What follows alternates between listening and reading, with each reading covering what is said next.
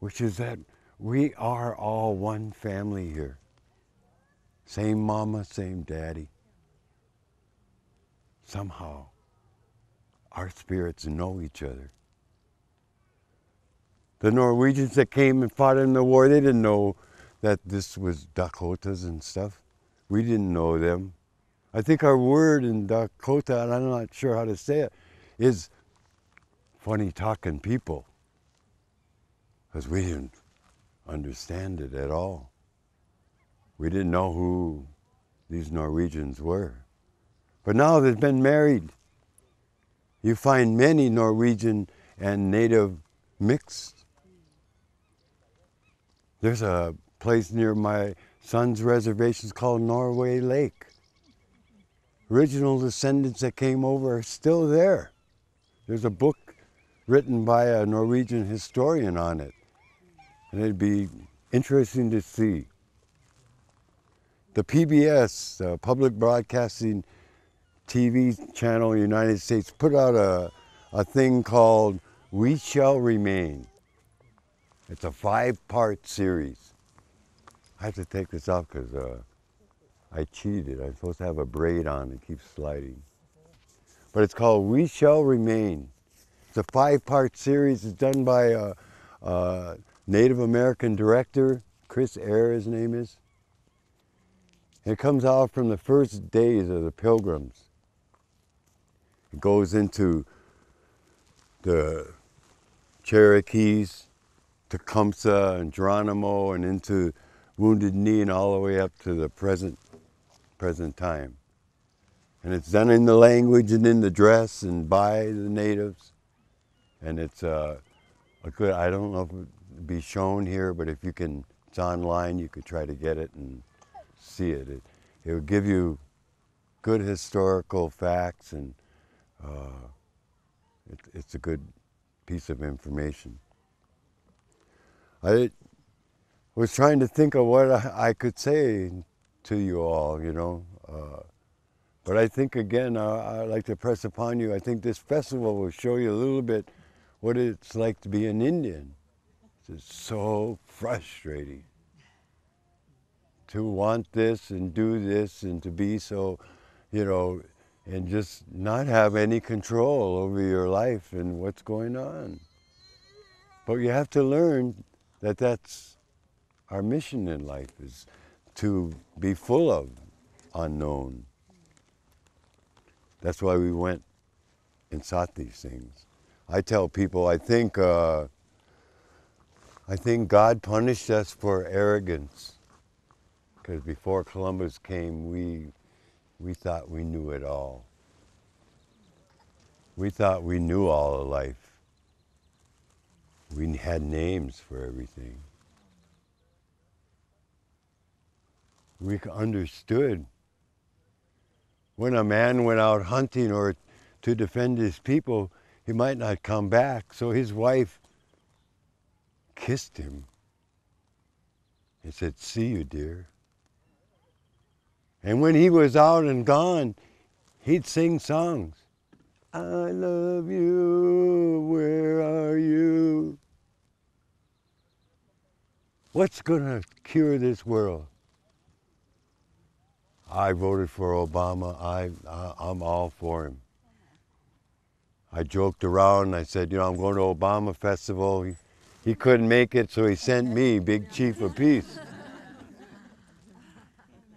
And he said, what are they doing celebrating Obama over there in Norway? And I started to say, you know, what Arnie had said, you know, that the Dakota people say the same thing. Spiritually, nothing is impossible. Everything is possible. Spiritually. Not intellectually, not economically, or not by force, not even by persuasion, but spiritually. The white buffalo calf pipe, she told us, if you unite your mind with your heart, you live responsibly in the circle of life, that the powers of the universe will get you what you want. Didn't say nothing about sex or gender or race or nation or economic standard or whether you're cute or ugly or fat or skinny. Didn't say nothing like that. Because who cares in the bottom line? You can tease somebody. What does it do? I was telling somebody the other day, and I heard the story. Story was telling about the two men and the good and the bad, and how they. When you hit someone, it is not really that person that's being hurt. You're the one. You're the one that loses your power. You're the one that gives it away, and it's connected to you. You think you can hurt that person, but you're hurting yourself. We have to have the courage now to stand up. Everywhere I go, people love Indians. Why? Because we're supposed to be brave and stoic. Because we love nature. And I see that here in Norway, how you love nature. Your country is so clean. I was so happy to be able to drink out of a creek and a river. God, in America don't do it. It's so beautiful here. I thought there was millions and millions of Norwegians. Find out there's 4 or 5, about the same amount of Indians in the United States. I think we got more Norwegians than you guys here. And it's the same with the Indians. Half of us have to live in the cities to survive.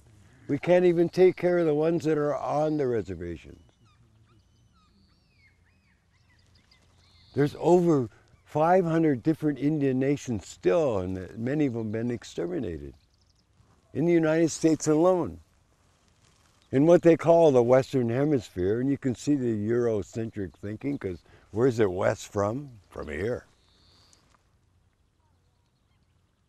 There is over 100 million so-called Indians. All the way from Aurora's people in South America up to past mine. And we're all different, but somehow we're related. I was talking to a high school in Sioux-indianeren, and I felt like I was preaching, and I apologize for it. And again, I don't mean to. But I've been sitting here this whole weekend wanting to say something to you. The real power of an Indian is that we're real people with real problems.